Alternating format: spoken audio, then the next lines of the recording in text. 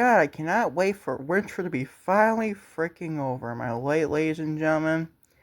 And then again, it's freaking I'm traveling all over the world in Syracuse, New York, it feels like, to say at least. But anyways, what is going on, everybody? Welcome to episode Lucas E. Allen 1080 on YouTube and all audio platforms. Lucas E. Allen Show.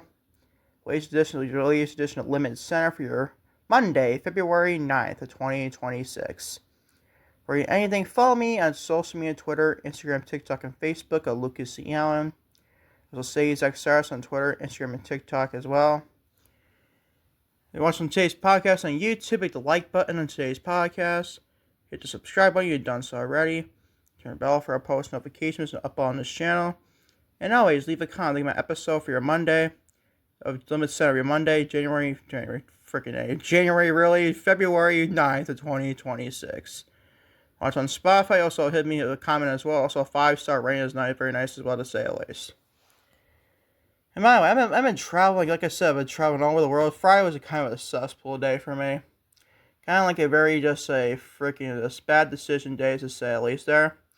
But it's none of your guys' business, to say at least. I'm fine, Danny, for right now. It'll be less content, hopefully, knock on wood. I could do more content, hopefully. Remains to be seen, hopefully, at least. We've been kind of at least inconsistent when it comes to Fridays and past the weekends, to say at least. To say at least, it's Monday, so you can't really complain about Mondays, to say at least. I hate Mondays personally, but still. Let's go ahead and say it's podcast, shall we not, people?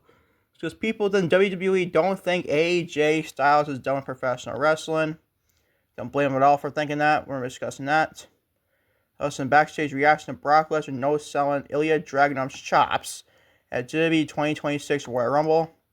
So don't blame them whatsoever. Until breaking news, I think it's last night during the Super Bowl, honestly. We'll probably be discussing that probably tomorrow. Lucas E. Allen Productions, to say at least. So it's February 20th of 2026. Also, in Backstage news now, Bron Breakker was injured. Oh, ladies and gentlemen. Not great if you ask me for Bron Breakker and even WWE in general, to say at least. Very terrible timing. We're discussing that. Also, Kayla Becker, the former Kayla Braxton in WWE, discussed an agent ghosting her while she was in WWE. And this guy is a freaking just a maniac, in all honesty. I can't stand this dude in professional wrestling. Lately, I've been dissing Tony Khan. Granted, you can diss Tony Khan all you want, but honestly, the dude just seemed like a freaking just a geek, honestly. You sound like a freaking just a nerd, to say at least. As Luke Gallows would call him, nerd, to say the least. We're discussing that. Also, Lita, former Lita, obviously, discusses the potential final run in WWE. Don't think is needed whatsoever, but we're discussing that. Some positive news on Chelsea Green's injury status. We're discussing that. Also, Saraya discusses her time in AEW. And as always, we're discussing Bryan Danielson doesn't close on return in ring professional wrestling. Looking forward to a SmackDown review. I'll probably do that tomorrow for LimitsCenter for your Tuesday, February 10th of 2026. Along with the Monday Night Raw review for tonight as well, to say at least. As always, thank you for watching. Lucas E. Allen 1018, maybe as always on all the other platforms, Lucas E. Allen Show. So on today's podcast, your Monday, I'm going to keep saying it, your Monday, February 9th of 2026. So finally getting today's podcast, ladies and gentlemen. And starting with, you guessed it, people within the WWE don't think AJ Styles is done with in-ring professional wrestling career. So definitely don't blame those people for thinking that whatsoever. I honestly don't think the same thing as well for myself. People within WWE do not believe AJ Styles is finished inside the square circle despite the phenomenal one losing a match with his career on the line. Styles fell to Gunther at the Royal Rumble in January 31st, 2026, obviously in Saudi Arabia, bringing his WWE career run to a close. However, his actions following the bell fuel speculation that his retirement may be not permanent. According to WrestleVotes Radio and Fightful Select, people they have spoken to within WWE believe that Styles isn't done wrestling in some capacity. While it's unknown exactly where or when he might lace up the boots again, the belief is strong that he has not wrestled his final match. So don't think he has done either. Whether it's in the WWE or not, whether it's in AEW, New Japan Pro Wrestling, TNA, honestly, when you find out then the say at least. I'll be honest, I don't think Styles is done at all in professional wrestling. So length capacity, to say the least. It could be the case. I just don't believe that whatsoever. The guy is still wrestling at least a decent high level, to say the least. So I don't think he's retired at all. Could he be retired in WWE? Probably. It might probably be the case. He wrestles in TNA, New Japan Pro Wrestling, AEW to finish off his career, honestly, theirs. It would be interesting to keep updating going forward in AJ Styles and inevitably, to say the least. He'll make his WWE comeback, or maybe potentially in AEW, to say the least, and beyond, to say the least. Keep updating Styles going forward, if you ask me. Moving on to backstage reaction and Brock Lesnar no-selling Ilja Dragunov's chops at the 2026 WWE Royal Rumble. It's not specific to think why, honestly. A specific interaction during the 2026 Royal Rumble men's match has reportedly caught fans' attention online. The moment in question involved Brock Lesnar and former United States champion Ilja Dragunov. During the match, Dragunov approached Lesnar when delivering chops. Lesnar appeared to no-sell the offense, screaming in Dragunov's face before easily throwing him over the top rope for an elimination. While some fans in the stadium reacted positively to Brock Lesnar's display of dominance, the sentiment backstage was reportedly different. According to Fightful Select, several wrestlers were sent eye-rolling emojis. Yikes, obviously. In response to a positive crowd reaction, the report stated, multiple wrestlers sent us eye-rolling emojis or reactions to say at least at fans. They were happy that Brock Lesnar no-sold Ilja Dragunov's offense in the Royal Rumble match, to say at least. So I don't blame him, honestly. The crowd looks like, why are you freaking praising this shit? First of all, Brock is a heel and Ilja is a babyface. That's just in general, just sounds ridiculous. And again, I gotta look at the reason why I don't like Saudi Arabia for reasons like this. Because Brock Lesnar, why would anybody want to basically cheer Brock Lesnar? But in stuff like this against Ilja Dragunov, one of the best wrestlers in the fucking planet, and you no-sell his fucking chops, so it could probably hurt like shit. It probably not as much as probably Gunther's chops, but definitely on the level, at least Gunther to a point. And he just fucking no-sells this shit. Like, what the fuck? I don't care if you're Brock Lesnar, the Fiend, Bray Wyatt from God knows where. I don't care if you're like the devil, all means demons, to say this. I mean, not that. You still have to sell Gunther's or Ilja's chops. I'm sorry. You cannot do that shit, honestly, if you ask me. Like, Brock Lesnar is doing like basically no Joe Schmo from off the streets. This is fucking Ilja Dragunov, a former United States champion, former NXT champion, and one of the best pro wrestlers on the fucking planet. One of the stiffest pro wrestlers on the goddamn planet. So Brock Lesnar no-selling that shit was fucking ridiculous, if you ask me. Don't blame the wrestlers whatsoever. We're doing eye-rolling emojis, if you ask me. Moving on, the backstage news on how Bron Breakker, the WWE Raw superstar, was injured. This to me, something else, man. Bron Breakker has been sidelined with an injury following a physical in a segment of last week's episode of Monday Night Raw. Obviously, will be the 2nd of February.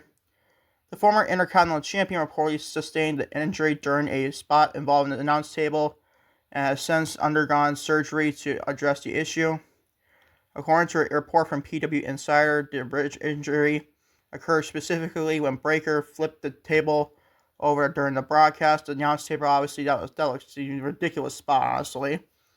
The physical iteration required for a spot to result in damage that calls for surgery. We are told at PW Insider that Bron Breakker was hurt during last week's Monday Night Raw episode when he flipped over the table over, the report stated. The situation developed quickly throughout the week. By Wednesday, February 4th, medical evaluations confirmed the severity of the injury, and it was determined that the surgery would be only course of action to repair a hernia, which I believe is, the private area? I don't know, honestly, nor do I even care. He says, and I quote, we were also told by Wednesday, February 4th, obviously, it was determined that he was going to require surgery for a hernia. PW Insider reported, end quote. Now, like I said, I don't know what a hernia is. Like, it sounds like to me it's like a private area thing where, the midsections, obviously. You get the point, people. Or people like low blow you and shit, like I don't know, what John Cena did to Cody Rhodes at WrestleMania 41. Stuff like that. You get the point. That type of area. I thought that's the area. I could be mistaken, honestly. It could be like a back or anything, or like a shoulder, maybe. It could also sound like a shoulder injury to a point, too. This is just be terrible, terrible time. Breakker's got missing his director announced another amount of time. That'll be freaking terrible, and I mean terrible time, man. So Bron Breakker's okay. Hope they can see him. He's probably gonna get Seth Rollins at WrestleMania if he's healthy. If he is healthy, I know two injured wrestlers right now, potentially having a one-on-one match at WrestleMania. Kind of interesting if you ask me. Wish Bron Breakker all the best if you ask me, to say at least. Now here's a report we gotta mention about freaking Nick Leo Piccolo, or you gotta call him Nick the dipshit, honestly. Kayla Becker, the former Kayla Braxton, discusses if an agent ghosted her while she was in the WWE. Former WWE personality Kayla Braxton, also known as Kayla Becker, has publicly accused wrestling talent agent Nick Leo Piccolo, as they call him Nick the dipshit, honestly, because he's a freaking dipshit, of ghosting her after she left the company. Now, that's when Nick the dipshit left the company last month in WWE, obviously. Since then, he has been critical of AEW president Tony Khan. Oh, joy, oh, joy. Oh, joy, oh, joy. Responding to a post critical of the dipshit, Leo the dipshit, honestly, Braxton detailed her professional relationship with the agent. She claimed that after helping him sign multiple WWE contracts, he failed to uphold his end of the agreement once she departed from the promotion. She was a talent like agent and stuff like that. But he helped like Tiffany Stratton, females like that and stuff. I believe he also helped Aaron Donald, the former Rams, I believe defensive lineman, to say his all-time great there. He signed with me while I was in WWE. He helped him sign several WWE talent by making introductions. He promised to help me out for helping him. Braxton wrote, I depend on him after I left WWE. He ghosted me. haven't heard from him since. So if that says anything about the guy, he is. Sports Illustrated John Alba, who loves AEW, I guess. You think he's like obviously a Sports Illustrated person, obviously. John Alba responded to Braxton's post, validating her experience. This is the absolute least shocking thing ever, and I'm sorry you dealt with that, Alba wrote. Here's Leo the dipshit, honestly, and immediately fired back at Alba, targeting Alba after recent Sports Illustrated Wrestling Awards, like this, quote-unquote, was the AEW Awards. Meanwhile, in WWE Awards in 2024, of Sports Illustrated Awards, were basically all WWE Awards. Where were you then, Mr. Leo the dipshit? Which saw AEW win multiple awards, honors. No, John, the least shocking thing ever is you given 10 awards for clout. Yeah, sure, dipshit. Why don't you look at the 2024 awards and come back and tell me that? Or tell John Alba that, you freaking retard.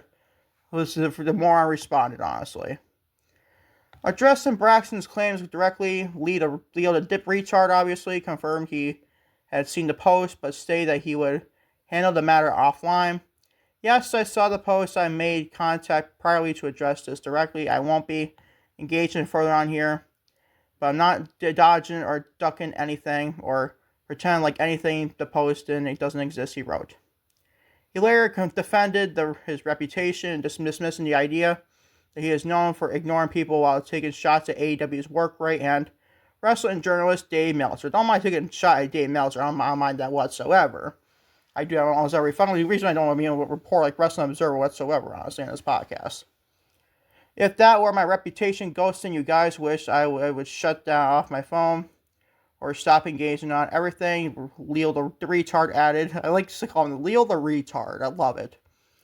That's like accusing AEW talent of having bad work rate or accusing Dave Meltzer of being a journalist. No one would, end quote. We accuse Dave Meltzer almost every freaking day on this podcast, man. So, Mr. Leo the dumbass, why don't you take a freaking reality check and stop talking shit about everybody and worry about yourself, you stupid freaking idiot, to say the least. This Nick guy is just a freaking son. I didn't even heard him until you started shitting on AEW. That's how freaking irrelevant this idiot really is to me. The dude seems like a freaking nerd, honestly, in professional wrestling. You go on his Twitter account, he looks like a freaking nerd. His stupid glasses he has. Just to let you guys know about that, to say the least. So that's my thoughts in this segment, for sure, to say the least. Moving on to Lita. Discusses a potential final run in the WWE. WWE Hall of Famer Lita is not riling out a potential return to the ring, despite admitting that her most recent run with the company ended in a weird fashion. Lita last appeared in WWE programming around WrestleMania 39, where she teamed with Becky Lynch and Trish Stratus. She was subsequently written off television following a backstage attack, which was issued to advance this rivalry between Lynch and Stratus. Speaking on an interview with the Toronto Sun, Lita reflected on that period of her career. While she expressed satisfaction with the high-profile matches she participated in, she noted that the abrupt nature of her departure left her with mixed feelings. She says, not cool, I feel like core complete. I feel really happy with having a singles match with Becky Lynch.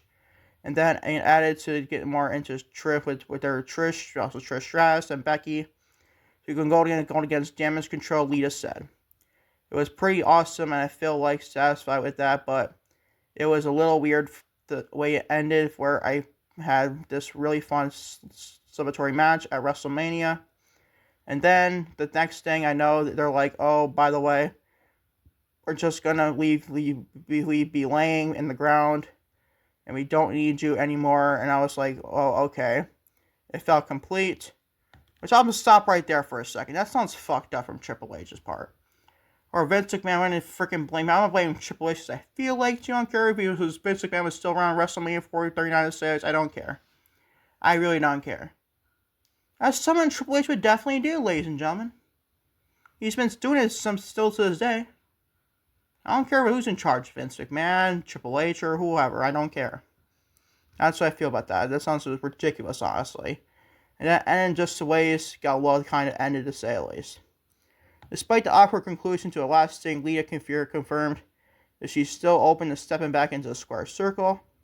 She cited her physical well-being and the death of the current roster as reasons why she considered another comeback if the creative direction made sense. Which definitely is key, honestly, to say the least. Am I satisfied with all that I've accomplished, and even with this stuff I'm able to do a more full-time run? Absolutely, she says. She continued. But yeah, I wouldn't rule out if the right opportunity came, because I still feel really good. And there is so much talent out there, and it's always fun to mix up with the current roster, end quote. Which is definitely correct, or even just in WWE side, honestly, even with non-WWE competitors too. Definitely don't mind her if she comes back. It is what it is. I mean, I'm still a Trish Stratus fan, still to say. I don't mind her potentially be like a Trish Stratus in this role, like a veteran to put people over and stuff like that. I wouldn't mind that whatsoever. As long as she just does that and not does nothing else, it's fine with me if you ask me. I was always a big Lita fan. Same with Trish Stratus, if you ask me. Both big on those two gals, to say the least. Keep updated on her and also Trish Stratus, also going for if you ask me, to say the least. Now, we discuss Bron Breakker injury news. Now, we discuss some positive news on Chelsea Green's injury status. There is positive news regarding the severity of Chelsea Green's injury following a scare on Friday Night SmackDown, also in a triple threat match with her, Tiffany Stratton last year in a qualified elimination chamber in Chicago, Illinois. While the WWE superstar was seen in a walk-in boot over the weekend, a new report suggests she was avoided a major fracture. According to Mike Johnson of PW Insider, the internal belief within the company that is Greg Green's injury is a sprain rather than a break. It's great to hear that, obviously. They said, I quote, in asking around this morning, the belief within WWE is that Chelsea Green suffered a bad sprain but did not break her foot or her ankle, Johnson reported. Great to hear. I'm a big Chelsea Green fan. Do I like those comments she's been making like on Unreal and stuff? No, obviously. It got me a lot of views on YouTube nonetheless, but I don't like saying that, obviously. I like wasting views with stuff like that. I'd rather just praise Chelsea, not shit on Chelsea. Which I heard she got shit on by, Michael Hayes? Of the Unreal series. I'm like, this is why I don't like Unreal. That's one of the many reasons why I can't stand WWE Unreal. And I don't know why. And then Chelsea Green gets shit on just like that. She backs up the company for her take on Unreal and stuff, and she gets crap on by Michael Hayes. Oh joy, well you freaking idiots think of Chelsea Green, you fucking nimrods, and the WWE Unreal and your creative team backstage and stuff, to say the least. As to this, I wish Chelsea Green all the best. Hope to see her back, obviously, whenever that may be. I'm a big fan of hers, to say the least. Hope to see her back in the square circle very soon, if you ask me. It's a great pro wrestler, if you ask me. It needs to be taken more seriously. And a Friday Night SmackDown Women's Division, it's a mid-card main event scene, to say the least. Keep updating her going forward, if you ask me. Moving on to Saraya, the former AEW star, the former page as well. Saraya discusses her time in All Elite Wrestling AEW. Saraya has opened up about her losing her passion for professional wrestling during her time in All Elite Wrestling. The former AEW Women's World Champion, who was in the company from 2022 until early 2025, revealed that while she enjoyed her tenure with the company, certain creative aspects left her feeling unfulfilled. Speaking on Freddie Prinze Jr.'s Wrestling with Freddie podcast, Saraya admitted that she fell out of love with the industry for a brief period. She cited this dissatisfaction with her on-screen character as a contributing factor in her unhappiness. She says, and I quote, I'm taking wrestling so seriously. I lost my passion for it for a second, and I kind of fell out of love with it. And it was kind of me, making me miserable at one point, Saraya said. I feel like the company I was in, I loved being in AEW. I had so much fun, but the character I was doing, I wasn't too happy with. And I wish I could have done certain matches and certain things, and it didn't come to be, and that's fine. AKA the match for Mercedes Monday. You don't know it's killing her not to do that match. That's just you probably kill a Mercedes too, honestly. That's a freaking the story writes itself, bro. It really did. I hate Tony Khan for not capitalizing that story. Would a match deliver? It remains to be seen, but the story would definitely deliver. He's already a built-in storyline with potentially Sasha Banks ending Paige's career in 2017. That's definitely not the case. Just ask Saraya herself that. I mean, she chose to tell you that. But at least there's a story piped in there, to say the least. Sucks that you didn't get to see that match, to say the least. That's a storyline, to say the least. Despite the burnout that she experienced, Saraya is now motivated to return to the ring. In the best shape of her life, she expressed a desire to recapture the magic for her Paige persona from her NXT days. These things are spoiling. You're going to potentially be in WWE and stuff like that. But even at a higher level. Well, there you go, honestly. She doesn't quote, but yeah, I just kind of fell out of love with it. And so now I'm just I need to start training again. I need to get my ass back into shape. I need to be the Paige that was in NXT, but better, Saraya stated. I can do it all. 33 still. I still got it to say, at quote. She is freaking 33. Oh my fucking god. And then I know she was wrestling young when she came up to the main roster. But I think she was in her teenage years. Damn, bro. Damn. Interesting. She also clarified her recent return to training was not specifically for the Royal Rumble, but rather part of the long-term plan to get back into shape. I do want to come back to wrestling. I do want to start getting into the swing of things again, and if I was to come back, it will probably be better than you've ever seen me. I can promise you that. She finished up at it, or so, say at least.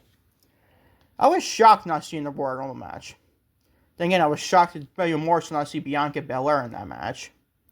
But probably I think that's probably one of my reason with that probably isn't see her go potentially be in the Rumble. I thought for sure we'd come out number 30, especially not got Bianca Belair in that match. But then again, Mr. Brie Bell was a freaking surprise, man. I guess that was the case. Whatever. This was a big pop, though. So I think it was kind of a letdown to a point. Now, I'm not saying I hate the Bella twins. I love Nikki. Y'all know about that, obviously. Y'all know that. She's not the biggest fan towards Brie. At least she got a huge pop on the Royal Rumble matches. So that was freaking insane, man. But still. You're probably going to get Saraya, the former Paige, back in WWE eventually. Maybe, who knows? Maybe she comes back before WrestleMania. Maybe waiting to find out down to say at least. Keep updated on she now comes back when it's in WWE or whatever to say at least going forward, if you ask me. And finally, everyone, for your LimitsCenter podcast, your Monday, February 9th of 2026, also on YouTube and all audio platforms you can see on the show. Bryan Danielson doesn't close the door on an in-ring wrestling return. Bryan Danielson isn't ruling out the possibility of an in-ring wrestling return, but his increased travel schedule has been reality check on for him. In September of 2025, Danielson took a new role when he joined the AEW Dynamite commentary team on a full-time basis. I definitely don't mind my commentary whatsoever.